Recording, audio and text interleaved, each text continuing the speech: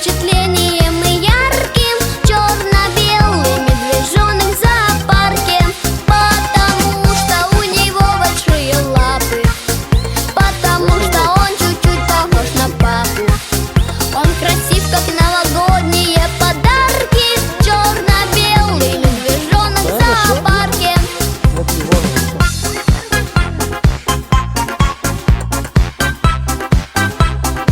Посмотри на папу.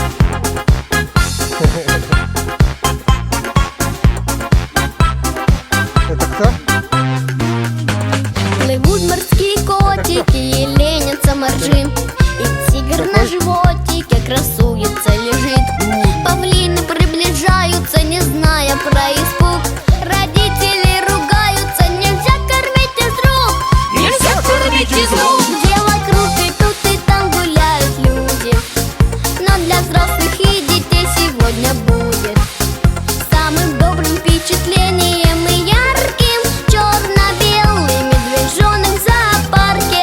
Потому что у него большие лапы, Большие лапы. потому что он чуть-чуть похож на папу. Совсем чуть-чуть. Он красив, как новогодние подарки, черно-белый медвежонок в зоопарке.